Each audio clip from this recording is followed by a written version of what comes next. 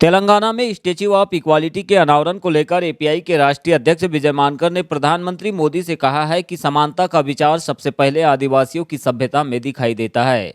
समय समय पर देश और दुनिया में कई ऐसे लोग भी हुए जिन्होंने समानता और स्वतंत्रता की बात की है, लेकिन समानता की हम बात करें तो जब तक उसका सेटलमेंट रूल ऑफ लॉ में नहीं होता, जब तक संविधान में नहीं होता, मूलभूत अधिकार और मानव अधिकार में नहीं होता, उसे साकार होते हुए नहीं देख सकते हैं। इसीलिए मानवता का विचार हो या समानता का विचार, दुनिया में फ्रेंच क्रांति के बाद ही इसकी शुरुआत हुई है। यही दुनिया का इतिहास है। इस क्रांति में ब्रिटिश क्रांति, अमेरिकन क्रांति का भी बहुत बड़ा योगदान है, जबकि आर्थिक समानता इस्टेब्लिश करने में रशियन क्रांति का बहुत बड़ा रोल है। ऐसे में अपने ही देश के किसी संत को इतनी बड़ी उपाधि से नवाजा जाना संयुक्तिक नहीं है। उन्होंने प्रधानमंत्री से कहा है कि मोदी जी को भारत के बाहर दुनिया के इतिहास को भी पढ़ने की जरूरत है, क्योंकि हिंदुत्व का जो स्कूल है वह हमेशा अर्धसत्य ही बताता है। दुनिया का इतिहास इससे काफ़ी अलग है, इसलिए देश के प्रधानमंत्री को इतना अज्ञानी होना शोभा नहीं देता है। हाल ही में प्रधानमंत्री जी ने तेलंगाना में जो है स्टैच्यू ऑफ इक्वालिटी का जो है वो अनावरण किया, बगैर किसी की भावनाओं को दुखाए हुए, और जो भी सेंट का उन्होंने स्टैच्यू ऑफ इक्वालिटी किया, मैं समानता को लेकर या स्वतंत्रता को लेकर या बंधुभाव को लेकर, वैसे तो मानवता का विचार सबसे पहले आदिवासियों की सभ्यता में पाया जाता है। यदि हम देखेंगे तो प्रकृति और मानवता का सबसे पहला जो विचार है और जो जीवन शैली है वो 40-50 हजार साल पहले से ही इंसान जब होमोसेपियन जब इवॉल्व हुआ तो वहां से जो है मानवता का विचार जो है और काफी हद तक जो है समानता का विचार आदिवासियों की सभ्यता में सबसे पहले पाया जाता है। समय समय पर देश और दुनिया में कई ऐसे लोग हुए जिन्होंने समानता की बात की हो, स्वतंत्रता की बात की हो, लेकिन यदि इक्वालिटी की यदि हम बात करें तो हमें ये बात समझने की जरूरत है कि इक्वालिटी हो, चाहे लिबर्टी हो, चाहे फ्रेटर्निटी हो, उसका सेटलमेंट जब तक रूल ऑफ लॉ में नहीं होता, जब तक कॉन्स्टिट्यूशन में नहीं होता, जब तक फंडामेंटल राइट्स और ह्यूमन राइट्स में नहीं होता, वो समानता जो है वो सार्थक नहीं होती है। वो समानता को जो है सफल होने वाली समानता, साकार होने वाली समानता, या साकार होने वाली स्वतंत्रता, साकार होने वाली बंधुता, या साकार होने वाला न्याय, ये वो नहीं होता है। और इसलिए भारत में मानवता का विचार रहा हो, समानता का विचार रहा हो, भारत के बाहर भी हम मेसोपोटामिया का सिविलाइजेशन है, इजिप्शियन सिविलाइजेशन है, वहां पर भी जो है, या सुमेर का सिविलाइजेशन है, चाइनीज सिविलाइजेशन है, उसमें भी ये बातें समय समय पर कहीं ना कहीं कही गई है।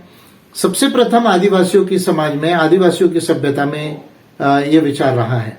लेकिन ये कह देना कि उसकी वजह से समानता का वो अग्रदूत हो गए, या जैसे स्टैच्यू ऑफ लिबर्टी जैसे यूएस में है उस तरह स्टैच्यू ऑफ इक्वालिटी ये हो सकता है, मैं समझता हूं कि ये संयुक्तिक नहीं है।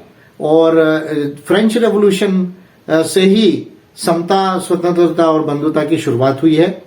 ये दुनिया की हिस्ट्री कहती है कि फ्रेंच रेवोल्यूशन ने ही इक्वालिटी, लिबर्टी, फ्रेटर्निटी को एस्टैब्लिश किया है, और इन्हीं 3 प्रिंसिपल्स को और जस्टिस के प्रिंसिपल्स को एस्टैब्लिश करने में British revolution and American revolution का बहुत बड़ा जो है वो रोल है, और आर्थिक समानता को एस्टैब्लिश करने में रशियन रेवोल्यूशन का जो है वो बहुत बड़ा रोल है, और बाद में सब मिला के इसका ह्यूमन राइट्स में कल्मिनेशन हुआ है।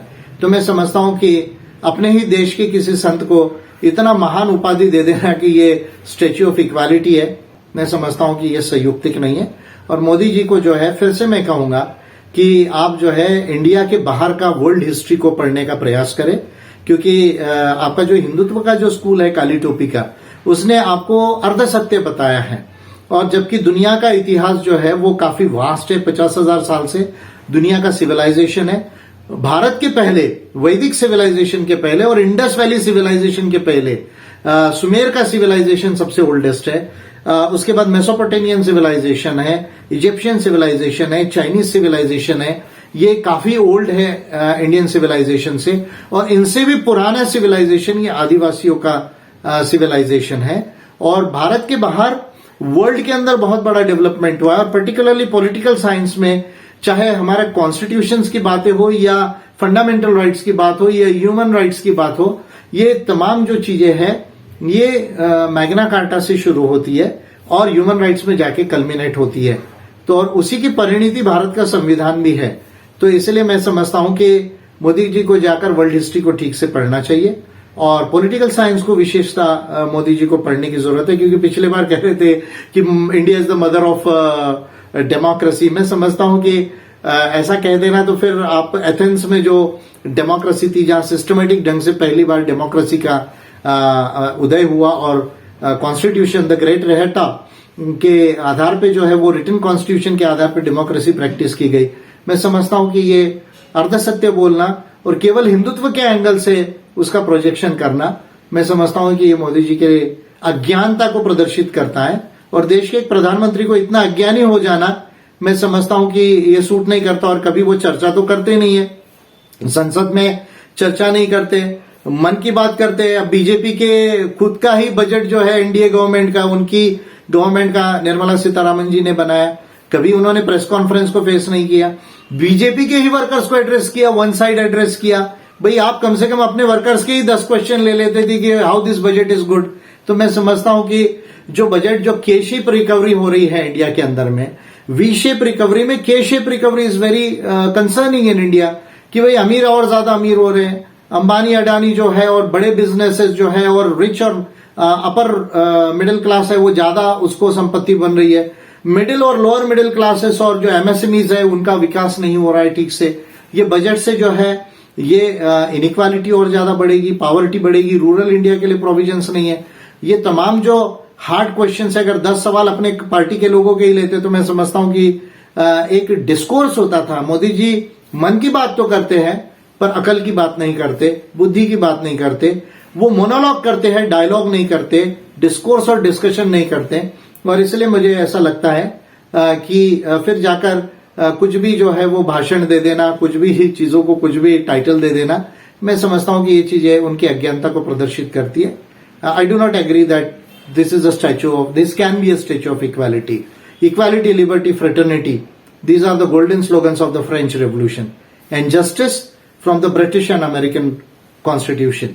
यहां से जो है वो डेवलपमेंट है वर्ल्ड का, मैग्ना कार्टा से लेके ह्यूमन राइट्स तक। Thank you.